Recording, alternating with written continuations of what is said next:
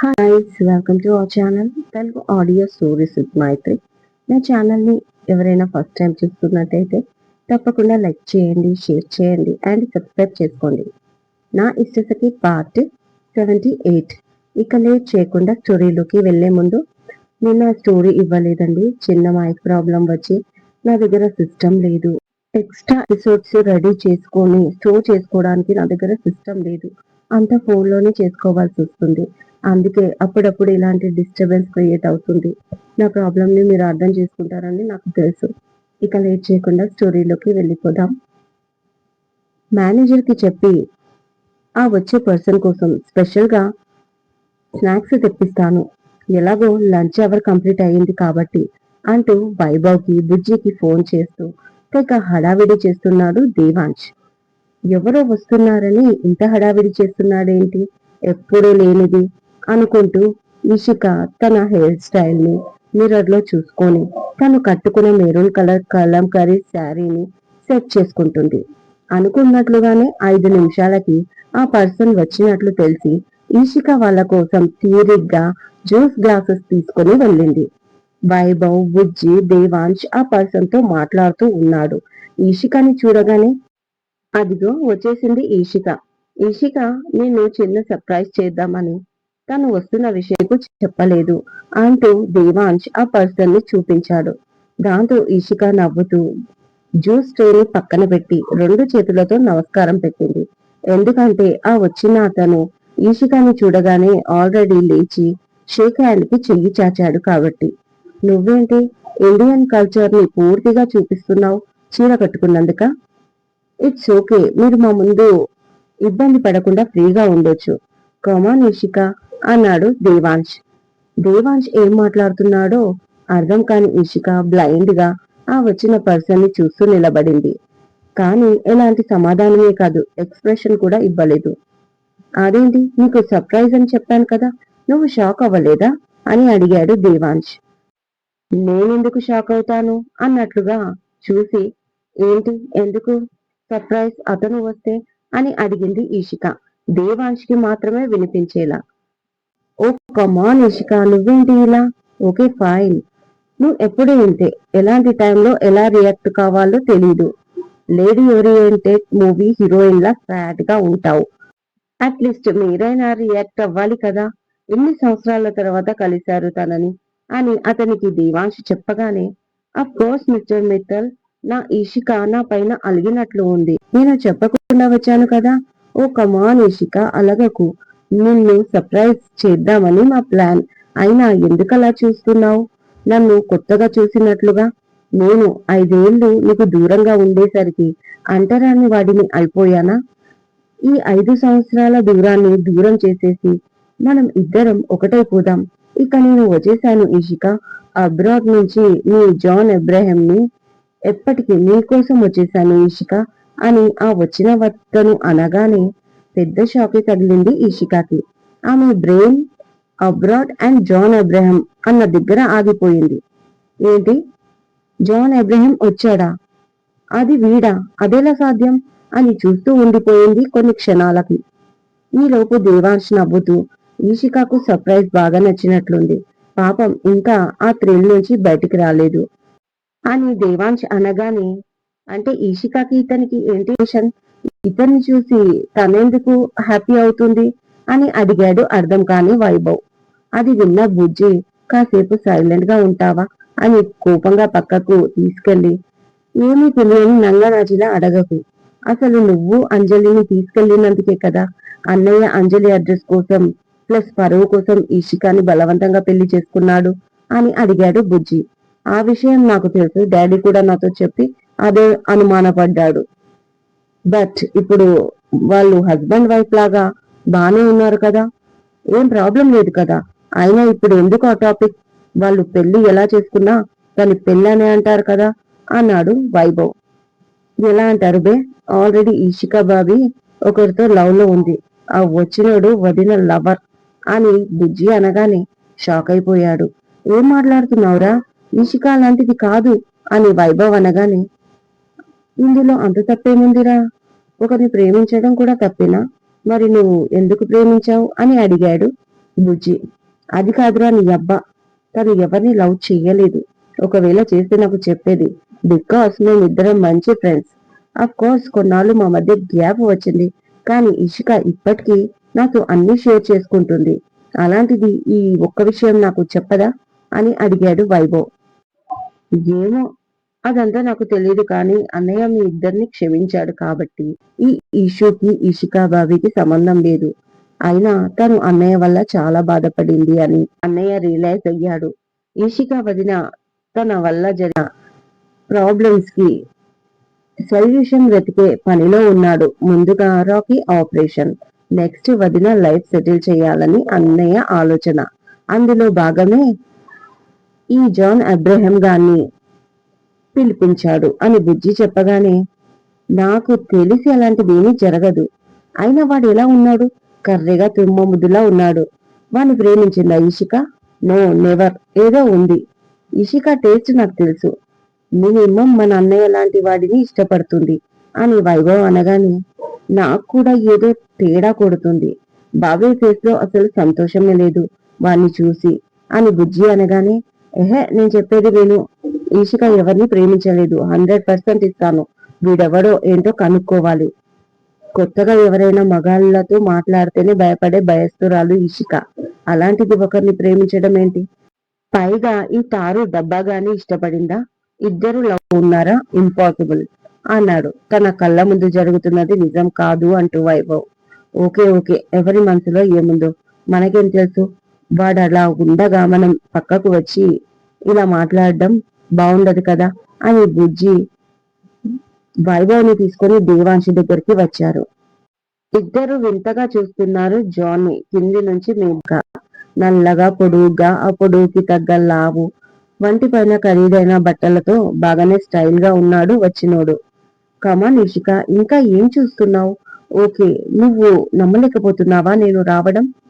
అదే కదా. అయినా మొన్న నైట్ నీకు మెయిల్ చేశాను నేను వస్తున్నానని. నువ్వు చూడలేదా అని జాన్ అనగానే, సారీ మిస్టర్ జాన్ అబ్రహం, తను చూడలేదు. ఆ మధ్య తన ఫోన్ కొద్ది రోజులు నా దగ్గరే ఉండిపోయింది. అదే నాకు పెళ్ళైన కొత్తలో. You know that. అన్ని విషయాలు మీకు తెలుసు. అయినా నా వైపు నుంచి ఎక్స్ప్లెయిన్ చేస్తాను. మా పెళ్లి ఎలాంటి పరిస్థితుల్లో జరిగిందో మీరు మీ పెద్ద మనసుతో అర్థం చేసుకున్నందుకు చాలా చాలా థ్యాంక్స్.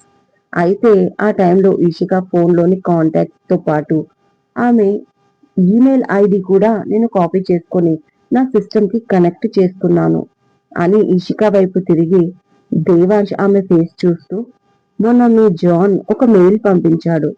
మీ ఫోన్ అండ్ నా సిస్టమ్ కి కూడా వచ్చింది ఆ మెయిల్. కాబట్టి ఓపెన్ చేస్తే అందులో ఒక మెసేజ్, తను సాటర్డే వస్తున్నట్లు. అయితే అది నువ్వు చూసుకోకపోవడంతో నేను నీకు సర్ప్రైజ్ ఇద్దామని నేను కూడా జాన్ వస్తున్న విషయం నీకు చెప్పలేదు. బట్ అబ్రహం కి మాత్రం నేనే నీలా తనకు మెసేజ్ ఇచ్చాను. హోటల్ అజంతాలో రూమ్ కూడా బుక్ చేశాను. తను వచ్చి అక్కడే స్టే చేశాడు.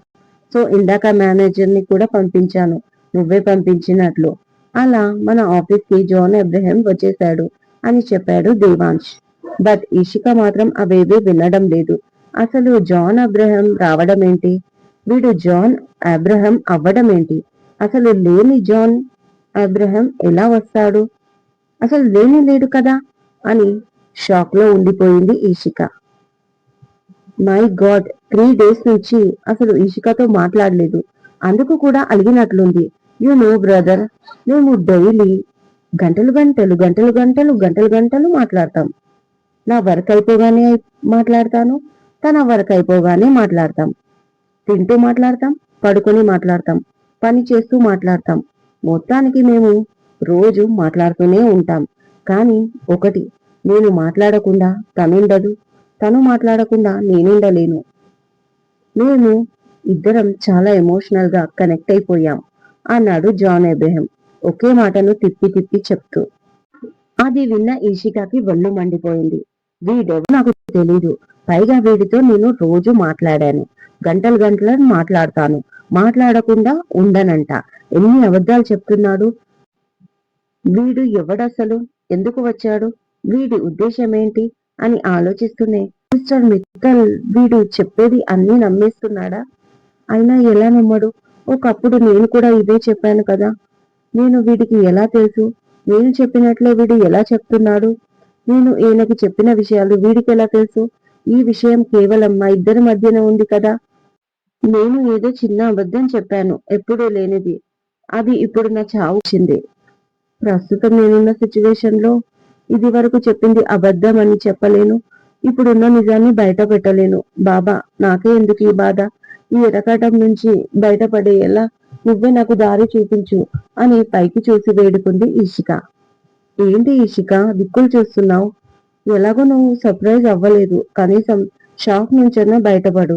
ఎంత దూరం నుంచి నీకోసం వచ్చాడు, కనీసం వాటర్ కూడా ఇవ్వవా తనకు అని అడిగాడు దేవాంశ్ తన అయోమయాన్ని ఎంజాయ్ చేస్తూ. Yes, thank you bro. Ishu darling, I want water. నీ చేయి నుంచి వాటర్ తాగి ఎన్ని సంవత్సరాలు అయింది అన్నాడు వచ్చినవాడు. వాటర్ కాదురా, నీకు యాసిడ్ తాగించాలి యదవ. అసలు ఎవర్రా నువ్వు, నాకు ఇలా తగులుకున్నావు అని ఆలోచిస్తూనే, ఇషిక నీకు లవర్ ఉన్న విషయం నాకెప్పుడు చెప్పలేదే. మరి ఇప్పుడు మా అన్నయ్యని ఏం చేద్దామని? మీరు ఎలాంటి పరిస్థితుల్లో పెళ్లి చేసుకున్నా ఇన్ని రోజులు మిమ్మల్ని చూసి ఆదర్శ దంపతులు అనుకున్నాను. కానీ ఇదంతా డ్రామా అని ఇప్పుడే తెలిసింది. నేను మిమ్మల్ని ఇన్స్పిరేషన్ గా తీసుకున్నాను, నువ్వేమో ఇలా చేశావు. అసలు నాకెందుకు చెప్పలేదు ఇన్ని రోజులు అని అడిగాడు పక్క నుంచి వైభవ్. ఇంకా చిర్రెత్తుకొచ్చింది ఈషికాకు. ఏంటి చెప్పేది? మీ అన్న నన్ను బలవంతంగా చేసుకున్నందుకు నన్ను ఏం చేశాడు అన్న భయంతో లేనిపోనేది సృష్టించి చెప్పాను. ఇప్పుడు నా అబద్ధాలన్నీ వీడి రూపంలో వచ్చి నా ముందు తగలడ్డాయి అని ఈ వైభవే కాదు, మిస్టర్ మిత్తల్ కి కూడా ఎలా చెప్పేది అని మనసులో అనుకుంటూ దీనంగా వైభవ్ చూసింది ఈషిక. ఏంటి అలా చూస్తున్నావు? ఏమైంది ఈషిక? ఎనీ ప్రాబ్లం ఏదైనా ఉంటే నాకు చెప్పు, నేను సాల్వ్ చేస్తాను అన్నాడు వైభవ్. అలా అనగానే, రే వైభవ్ గా, ఈ నా ప్రాబ్లమ్స్ అన్ని నీ వల్ల, ఇంకా పుండు మీద కారం చల్లడానికి నా ప్రాబ్లమ్స్ అన్ని సాల్వ్ చేస్తాడంట. ఇదంతా కాదు, నేను సెపరేట్ గా మాట్లాడాలి ఆ వచ్చినోడితో. అసలు ఈ జాన్ అబ్రహం ఎవడో కనుక్కోవాలి. అప్పుడు కాని అసలు విషయం ఏంటో తెలీదు. నేను ఇప్పటికిప్పుడే తొందరపడి బయట పెడితే వీళ్ళందరి ముందున పరువు పోతుంది. ముఖ్యంగా మిస్టర్ మిత్తల్ నా గురించి ఏమనుకుంటాడు అనుకుంటూ గ్లాస్ వాటర్ తీసుకెళ్లి వాడికి ఇచ్చి, నేను మీతో పర్సనల్ గా మాట్లాడాలి అంటుంది మెల్లిగా. ఆ వాటర్ తాగుతున్నవాడు, వావ్, నా ఇషిక నాతో పర్సనల్ గా మాట్లాడాలంట. ఇఫ్ యూ డోంట్ మైండ్ మీరందరూ కాస్త బయటికి వెళ్తారా అని వచ్చినోడు అనగానే షాక్ అయిపోయింది ఇషిక. ఏంటి బయటికి వెళ్ళేది? ఈ సామ్రాజ్యం ఎవరిది అనుకుంటున్నారు? మిస్టర్ మిత్తల్ అని ఈయనది. అసలు మిస్టర్ మిత్తల్ గురించి మీకు తెలుసా? Mittal group of company president.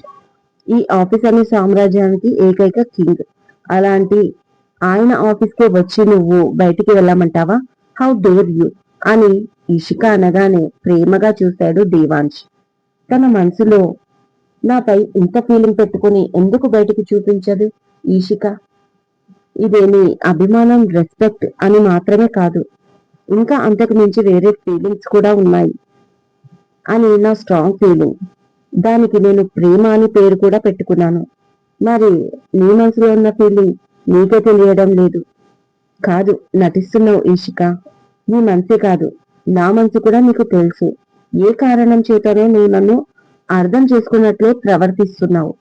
సరే, నువ్వు ఎలా బయటపడవో, నా మీద నీకున్న ఫీలింగ్స్ నాకు ఎలా చూపించవో నేను చూస్తాను. ఈ దేవాంశ్ మిత్తల్ని చాలా తక్కువ అంచనా వేస్తున్నావు ఈషిక అని దేవాంశ్ మనసులో అనుకున్నాడు. ఆల్ రైట్, మనము ఎక్కడికైనా బయటికి వెళ్దామా?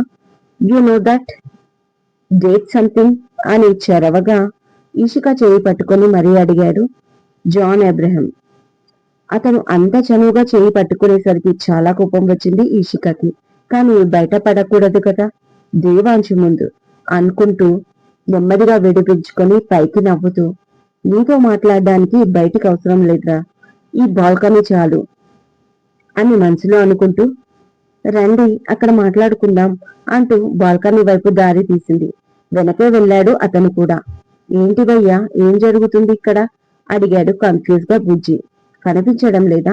ఇద్దరు లవర్స్ చాలా రోజుల తర్వాత కలిశారు. వాళ్ళకు ప్రైవసీ కావాలి అన్నాడు దేవాంశ్. వాట్, మీరేనా ఇలా మాట్లాడి అని నోటికి చెయ్యడ్డు పెట్టుకొని అడిగాడు బుజ్జి. అదే కదా, ఇన్ని రోజులు మీరు మంచి కపుల్స్ అనుకున్నాను, కానీ అది నాటకం అని తెలిసేసరికి నేను అసలు నమ్మలేకపోతున్నాను. ఎవరు మీ పైన అసలు డౌట్ పడదు తెలుసా? అలా ఉంటారు నేఫర్ ఈచ్ అదర్ లాగా. ఇప్పుడు ఇంట్లో వాళ్ళకి ఏం చెప్తారు? తన ధోరణిలో అడిగాడు వైభవ్. అబ్బా, బయలుదేరాడమ్మా సంఘ సంస్కర్త. దీనికంతా కారణం నువ్వే. ఇంకా ఇంట్లో వాళ్ళకి ఏం చెప్తారు అంట. మొన్నటిదాకా నువ్వేం చెప్పావు? అన్నయ్య కూడా ఏదో ఒకటి చేసి ఉన్న నిజాన్ని బయట పెట్టాలి కదా అన్నయ్య అడిగాడు బుజ్జి.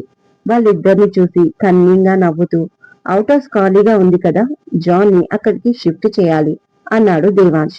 దాంతో షాక్ అయ్యాడు బుజ్జి. అతని ఆలోచన బుజ్జికే కాదు, వైభవ్కి కూడా ఏమీ అర్థమవుతుంది. అది సరే, ఇంతకీ బాల్కనీలో ఏం జరుగుతుందో మనం నెక్స్ట్ ఎపిసోడ్ లో తెలుసుకుందాం. ఇదండి ఇవాళటి ఎపిసోడ్. ఈ ఎపిసోడ్ మీకు నచ్చినట్టు అయితే నాకు కామెంట్ లో చెప్పండి. అలాగే లైక్ చేయండి, షేర్ చేయండి, హైప్ ఇవ్వండి, సబ్స్క్రైబ్ చేసుకోండి నా ఛానల్ ని. మరొక మంచి ఎపిసోడ్ తో మీ ముందు ఉంటాను. మైత్రి.